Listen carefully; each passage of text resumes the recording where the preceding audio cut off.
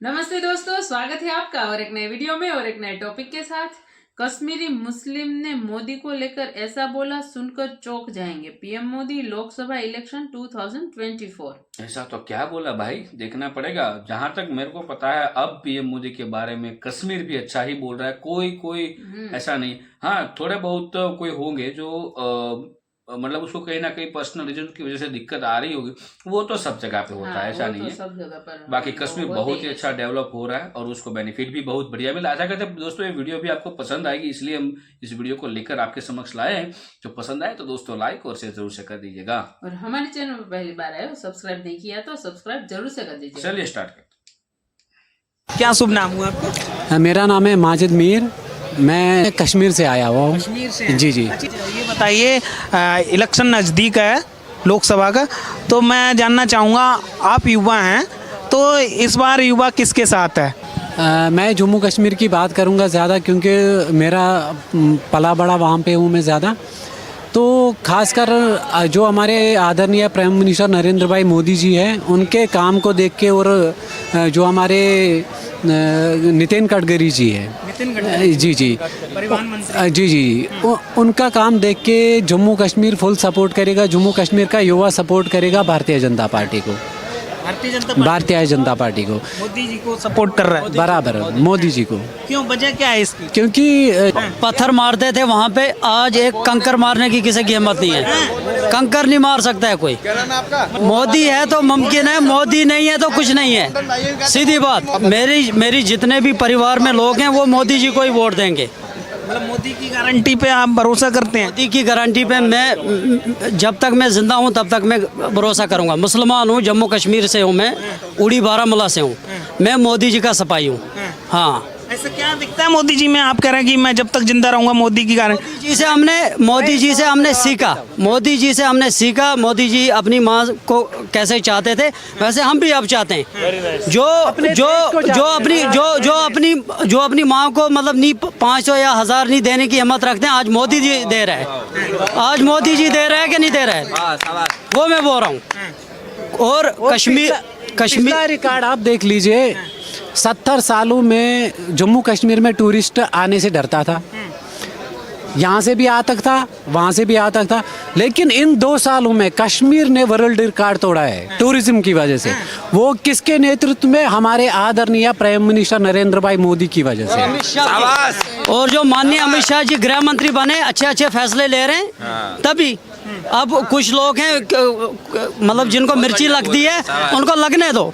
जो कश्मीर पिछले मतलब 70 सालों से पीछे था, वो तो अब आगे आ रहा है ना, बहुत बढ़िया आगे आ रहा है। आप देखो, जो जम्मू कश्मीर हड़तालें होती थी या गिलानी, शहीद गिलानी शायद काल देता था, अपने बच्चों को लंदन पढ़ाता था, वो तो नहीं हो रहा है ना।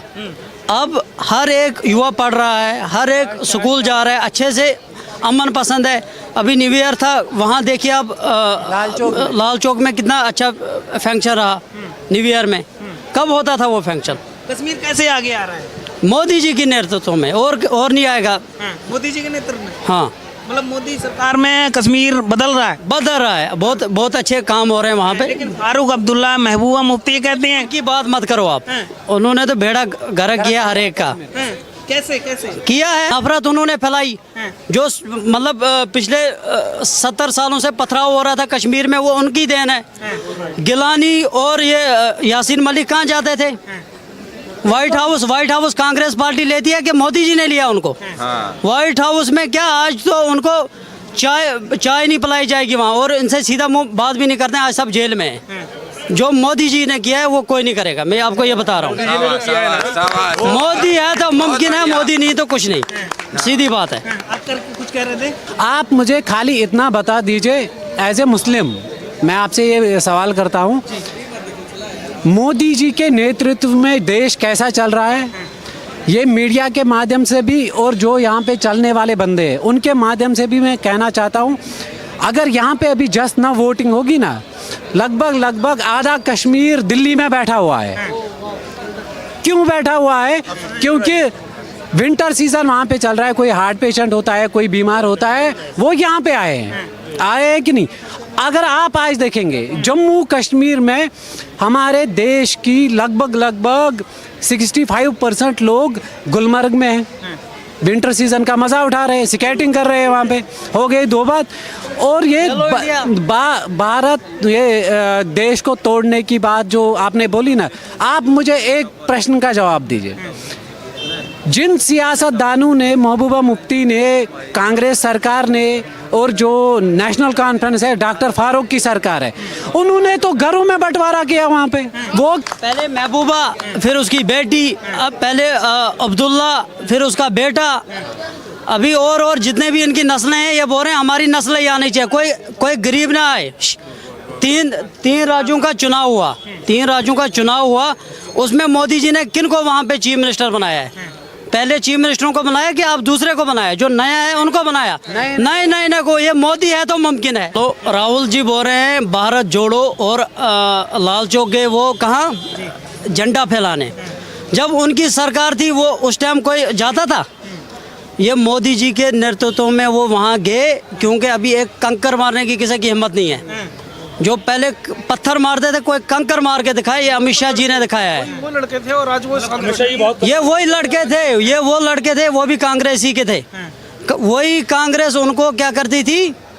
व्हाइट हाउस में मतलब चाय पिलाती थी, फंडिंग करती थी, पैसा देती थी, पुलिस सिक्योरिटी उनको देते थे। क्यों देते थे मुझे बताओ, क्यों देते थे? जब कश्मीर का मुद्दा उठा तो मोदी जी के नेतृत्व में उठा। कश्मीर में धारा 370 गई ना, ये 370 जो था ना, ये कश्मीरियों को थोपा गया था। आप मत खाओ, हम खाएंगे। लेकिन जैसे मोदी जी ने वहाँ पे कार्य किया है, जैसे मोदी जी ने सब लोगों को दिया है, मैं आपको बोलता हूँ मोदी जी अपनी माँ के साथ कितना प्यार करते हैं। क्योंकि लास्ट राइट्स जब उनके थे उस टाइम भी मोदी जी वहाँ पे नहीं थे, लेकिन वो किसका सोच रहे थे? मातृभूमि का सोच रहे थे। राहुल गांधी जी को मामूली सी सुई चुभ जाती है, वो तो लंदन इलाज करने के लिए निकल जाते हैं। या जम्मू में एम्स हॉस्पिटल, कश्मीर में एम्स हॉस्पिटल, इंडस्ट्रियल एरिया, हर जगह पे हर सेगमेंट लाया है श्री नरेंद्र भाई मोदी जी ने। क्योंकि वो तन और मन से भारत देश को चाहता है, ये हमने देखा है। कश्मीर आज तक पाकिस्तानी था, मैं बोलता हूँ, लेकिन आज हम फख्र से कहते हैं वी आर इंडियन। किस लिए बोल सकते हैं? Thank you. क्योंकि जय कश्मीर ने जो देखा है, खुदा ना करे वो कोई नहीं देखे। स्टोन पेल्टिंग होती, मैं आपको बोलता हूँ, अलगाववादी नेताओं को सिक्योरिटी दी जाती थी वहाँ पे। राइट। जो हिंदुस्तान का झंडा लेके चलता था उसको शाम को मारते थे। उन अलगाववादी नेताओं को बंद करके पिंजरे में डाल के जो लूटा गया था वो आ रहा है, वापस आ रहा है। क्योंकि इंक्वायरी चल रही, ईडी भी लगी है, NIA भी लगी हुई है, सब लगे हैं। अब इस काले धन को बचाने के लिए आप न्याय यात्रा निकालो या रथ यात्रा निकालो, कोई फर्क नहीं पड़ता है। नहीं, 2024 440 plus Bharatiya Janata party record बनाएगी, ये हमारा वादा है। मोदी के बाद कौन? 400 प्लस की बात कर रहे हैं आप, तो मोदी के बाद कौन? मोदी जी, मोदी बस। जब तक मोदी, अल्लाह उनको ज्यादा उम्र दे। हम चाहते हैं जम्मू कश्मीर के लोग, खासकर जम्मू कश्मीर का युवा आपके सामने बैठा है, मैं चाहता हूँ कि जो डेवलपमेंट हमने 10 सालों में देखी है, अल्लाह की कसम खाकर कहता हूँ 70 साल क्या 140 साल में भी ये कंप्लीट नहीं हुआ। इतना बदल रहा है भारत। आप मीडिया के माध्यम से बात करते हैं, खुद आप सोशल मीडिया देखते हैं, हाँ जी। जम्मू कश्मीर के बारे में आप क्या जानते हैं? आजकल के दौर में आज का हर युवा खाना खाते खाते भी फोन हाथ में होता है, सोशल मीडिया पे होता है कि नहीं होता है?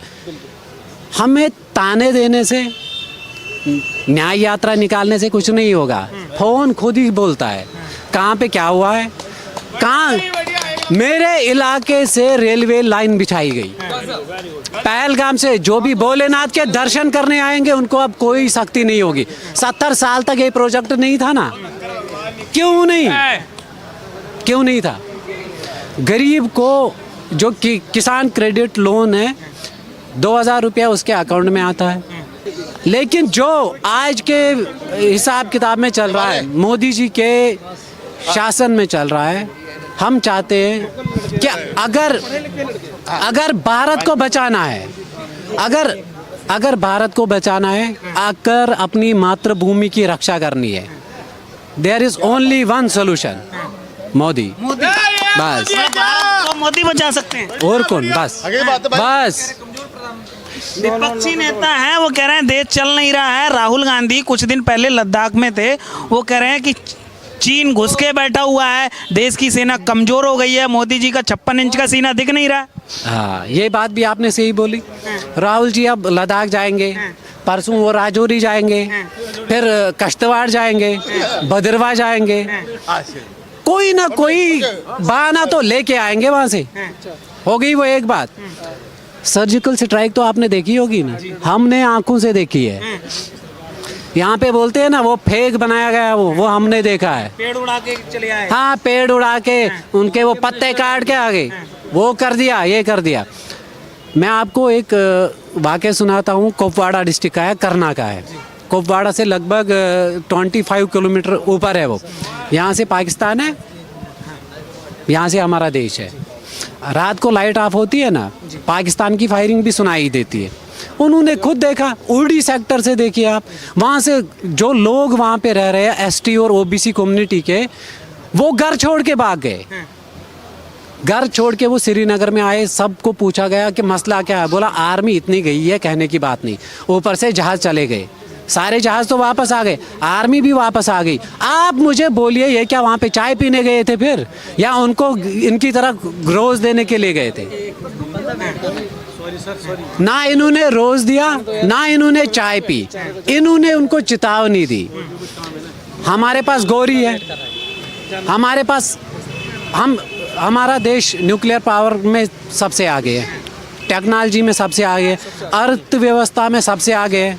आप मुझे एक बात बोलिए, अगर हमारा देशवासी एक एक लोटा उठाए ना और उसमें से थोड़ा पानी जमा करके ले जाए, आर्मी की ज़रूरत नहीं पड़ेगी, टैंकों की ज़रूरत नहीं पड़ेगी, वो तो डूब ही जाएगा। चलिए, बहुत बहुत आपके विचार। हाँ। जो इन लोकल कश्मीरी लड़कों ने बोला है ना, बहुत अच्छा बोला, बहुत अच्छा बोला है, ट्रूथफुल बोला है। मैं पता है टूरिज्म इंडस्ट्री से हूँ, 25 साल से टूरिज्म इंडस्ट्री के कश्मीर को जानता हूँ बहुत अच्छी तरह से, बहुत अच्छी तरह से। और उन्होंने जो बोला ना, इतना अच्छा बोला है, मैं आपको बता नहीं सकता। बिल्कुल 100% सच बोला है इन्होंने, 100% सच बोला है। मैं इनकी बात से 100%। मैं इसलिए क्लिपिंग कर रहा हूँ, ये लोकल कश्मीरी लड़के हैं, कश्मीर से आए हुए हैं, क्योंकि मैं कश्मीरियों के साथ 25 साल से काम कर रहा हूँ। यहाँ पर ट्रैवल कंपनी में जॉब करता हूँ 22 साल से। मेरे यार दोस्त सारे कश्मीर से हैं, पर इन्होंने जो बात बोली है ना, 100% शुद्ध और सच बात बोली है। थैंक यू दोस्तों, वीडियो को यहाँ तक देखने के लिए। ये वीडियो उन पाकिस्तानियों तक पहुँचाओ जिसको दर्द बहुत होता है कश्मीर के नाम सुनते ही। और यहाँ पे देखो, हम कोई पार्टी का सपोर्ट नहीं कर रहे, पहले ही बोल दो, अदरवाइज आप बोलेंगे भाई आप भी कोई राजकारणी होंगे। लेकिन जो काम दिखता है वही तो लोग बोलते हैं। जो कश्मीर में शांति, और इन लोगों ने खुद ने बोला है कि भाई इन 2 सालों में कश्मीर ने वर्ल्ड रिकॉर्ड बनाया है टूरिस्ट के लिए। अरे बहुत मतलब वो बहुत लोगों का ड्रीम हो चुका है कश्मीर जाने का। और बहुत सारे लोग इस साल तो बहुत सारे लोग, हमारे पहचान वाले भी बहुत सारे लोग वहाँ पर गए। पहले क्या था कि डर था लोगों को, वहाँ पे जाए आतंकी हमला हो जाएगा, ये पथराव हो जाएगा, कभी हड़ताल हो सकती है, कभी भी शटडाउन हो सकता है कश्मीर में, तो लोग डरते थे वहां जाने के लिए। अब ऐसा नहीं है। तो देखो, जो लोग बोल रहे थे जिनको बहुत दिक्कत है, देखो ये विरोध पार्टी का काम है, देखो विरोध करना। और मैं तो यही मानता हूँ, हर बार की तरह ये भी मैं आपको बता दूं कि कोई सरकार कोई भी हो सेंट्रल में, ठीक है, लेकिन उसके सामने एक मजबूत विरोध पक्ष होना बहुत जरूरी है। वो फिर कोई भी सरकार आए, कांग्रेस, बीजेपी, आम आदमी, कोई भी सरकार हो, लेकिन विरोध पक्ष जो स्ट्रांग नहीं होगा तो फिर हमें ऐसा रिजल्ट नहीं मिलेगा भाई। ये सिर्फ और सिर्फ ऐसा नहीं बोल सकते कि यही सरकार ने किया है या तो आने वाली सरकार या तो पिछली सरकार ने, ऐसा कुछ नहीं होता। ये सब कुछ टाइम पे निर्भर होता है, उस टाइम पे ही होता है, ये मैं मानता हूँ। क्योंकि भगवान पे भी विश्वास करना बहुत जरूरी है भाई। ऐसा नहीं कि हम भगवान का विश्वास छोड़ दें, वो जब उसको जब करवाना होगा वो तब करवा देगा, तभी हमें सब बिल्कुल। मिलता है। लेकिन ये बात सत्य है, मोदी जी ने जो काम किया है, वो काम उन्होंने जो किया है, उस काम का एक्सपीरियंस जनता ने लिया है, इसलिए लोग बोल रहे हैं। बाकी बहुत सारे लोग ऐसे भी होंगे कि भाई सरकार ने प्राइवेटीकरण किया, सरकार रोजगार नहीं देती। अब इसी कश्मीर भाई बहनों को जाके एक बार जरूर पूछ लीजिएगा कि रोजगार क्या होता है।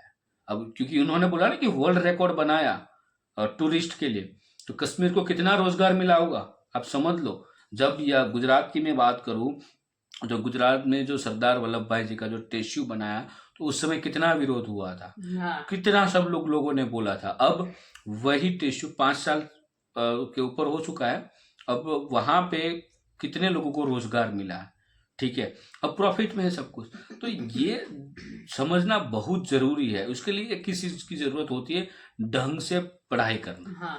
जो लोग आके मीडिया को देख लिया, कोई भी वीडियो बनाते हुए देख लिया, और जो कुछ भी बकते हैं ना, तो उसके और जो भी दोस्तों मैं आपको एक चीज बताऊंगा कि जो लोग आपको रोजगार की बात करें ना, जो भी लोग, कोई भी बंदा हो कि भाई इस सरकार में या पिछली सरकार में या आने वाली सरकार में रोजगार नहीं है, उन लोगों को एक बार ढंग से देखना। कपड़े कैसे पहने हैं, उसके पॉकेट में क्या है, हाथ में ज्वेलरी वगैरह देख लीजिएगा, फिर वो आने जाने के लिए जो व्हीकल यूज कर रहा है वो कौन सा कर रहा है, तब जाके आपको रोजगार समझ में आ जाएगा। जिस बंदे के पास अच्छी 2 व्हीलर हो, जिसके पास पैसा पॉकेट में रहता हो, और कहीं पे भी वो चाय की टपरी पे चाय पीता हो, और वो लोग रोजगार की बात कर रहे हैं, ठीक है, तो मैं उन लोगों को बोल रहा हूँ, क्या आपके पास तो रोजगार है भाई, फिर भी अभी आपको कौन सा रोजगार चाहिए। तो जो लोग रोजगार बोलते हैं ना, मैंने उसका मार्कआउट एक चीज किया है, वो वही लोग बोलते हैं जिसके पास सब कुछ है, पॉकेट में आईफोन जैसा मोबाइल है, ठीक है, और आईफोन तो ऐसा तो नहीं है कि 2-3 हजार में मिल जाएगा, मिनिमम 50,000 प्लस ही है, ठीक है, आईफोन है, और अच्छी व्हीकल यूज कर रहे हैं, अच्छे ढंग के कपड़े पहने, स्टाइलिश बंदा, और वो बंदा बात कर रहा है कि भाई रोजगार नहीं है। तो ये सब कुछ कहाँ से आया भाई? तो हमारी इकोनॉमी इतनी स्ट्रॉन्ग कैसे हुई? क्योंकि रोजगार के बारे में बोलने बैठेंगे ना तो बहुत कुछ है। तो इसलिए मैंने छोटा सा एग्जांपल दे दिया कि आप ये वाली चीज जरूर मार्कआउट कीजिएगा, तब आपको समझ में आ जाएगा ये बंदा सत्य बात कर रहा है, ये बंदा झूठ बात कर रहा है, ठीक है। रोजगार उसको पूछो कि जो सिर्फ दिहाड़ी कमाता है, वो भगवान को शुक्रगुजार मानता है कि भाई आपने आज हमें इतना रोजगार दिया। और जो कमाने के लिए निकलता है उसको, वो तो शाम को घर कमा कर लेकर ही जाता है। लेकिन रोजगार की वही बात करते हैं जिसको आरामदायक जॉब चाहिए, इंटरव्यू क्रैक नहीं करना है, एग्जाम में क्रैक नहीं करनी है, मेहनत कुछ नहीं करनी है, उन लोगों बस के पास हमें अपने आप ही मिल जाए, सब चमत्कार हो जाए और हम बहुत बड़ी जॉब पा ले उसको। बाकी कश्मीर वाले बहुत खुश है। अब उनको भी पूछिए। देखो, सरकार किसको आपको वोट देना है ये तो भाई हम आपको नहीं बता सकते, वो तो आपकी मर्जी है, आप जिसको भी दो, लेकिन सरकार वोट उसी को देना जो आपके लिए सही हो, आपके परिवार के लिए सही हो, इस देश के लिए सही हो। बाकी आपको क्या लगता है इस वीडियो के बारे में कमेंट जरूर बताइएगा। आप फिलहाल हम आपसे विदाई ले रहे हैं, मिलेंगे और एक नई वीडियो में आपके साथ। टिल देन, जय हिंद, जय भारत।